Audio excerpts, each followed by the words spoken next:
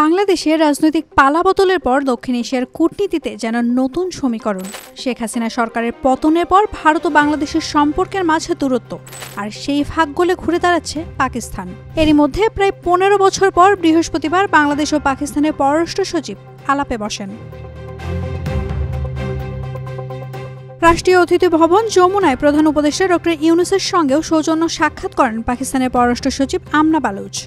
বৈঠকে সহযোগিতা বাড়ানোর পাশাপাশি বাণিজ্য ও ব্যবসার সম্ভাবনা খুঁজে বের করতে পাকিস্তানের সঙ্গে বাংলাদেশের সম্পর্ক মজবুত করার উপর জোর দেন ডক্টর ইউনূস। এই বৈঠকে বাণিজ্য ও দ্বিপাক্ষীয় সহযোগিতা বাড়ানোর বার্তা স্পষ্ট। এতে করে একে একে খুলছে অতীতের জমে থাকা কূটনৈতিক বরফ। এই পরিবর্তিত সম্পর্ক নিয়ে শঙ্কিত ভারতীয় গণমাধ্যম।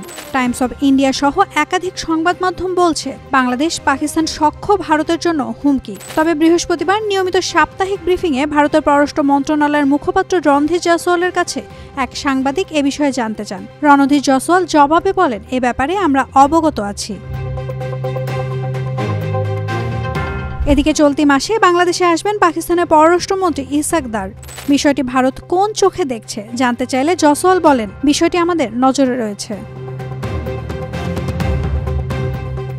এ বিষয়ে এর বেশি মুখ না খুললেও সংবাদ সম্মেলনে বাংলাদেশকে দেওয়া ট্রান্সশিপমেন্ট সুবিধা বাতিলের কারণ ব্যাখ্যা করেন রণধীর জয়সওয়াল। তিনি বলেন, ভারতের বন্দর ও বিমানবন্দরগুলোতে জটের কারণে বাংলাদেশকে দেওয়া ট্রান্সশিপমেন্ট সুবিধা বাতিল করা হয়েছে।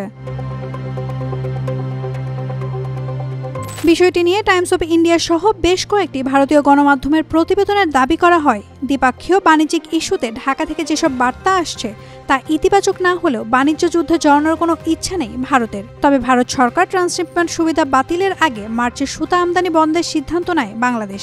এছাড়া ভুট্টা আমদানি ও 3টি বন্দর বন্ধ করে দেয়। গত ফেব্রুয়ারিতে পাকিস্তান ট্রেডিং কর্পোরেশনের মাধ্যমে 50,000 টন চাল আমদানি করা হয়। তবে ভারত জানায়, ট্রান্সশিপমেন্ট সুবিধা বাতিলের কারণে নেপাল ও ভুটানের মতো স্থলবেষ্টিত রাষ্ট্রে বাংলাদেশি পণ্য সরবরাহে কোনো প্রভাব পড়বে না। এর আগে ব্যাংককে মোদি-ইউনূস বৈঠকের পর আশা করা হয়েছিল দুই দেশের সম্পর্ক ইতিবাচক হয়ে উঠবে, কিন্তু বাস্তবতা বলছে অন্য কথা। বাংলাদেশ স্পষ্ট বলছে তারা চায় ভারসাম্যপূর্ণ সম্পর্ক, চায় ভারত পাকিস্তান উভয়ের সঙ্গেই, তবে সেটি হতে হবে ন্যায্যতার ভিত্তিতে। ত্রিভুজ সম্পর্কের টানাপোড়েনের এই খেলায় বন্ধুত্ব, প্রতিদ্বন্দ্বিতা নাকি দ্বৈরথ? এখন সময় বলবে কার সঙ্গে পথ চলবে বাংলাদেশ। নাওমিন Nasrin, Daily Sun.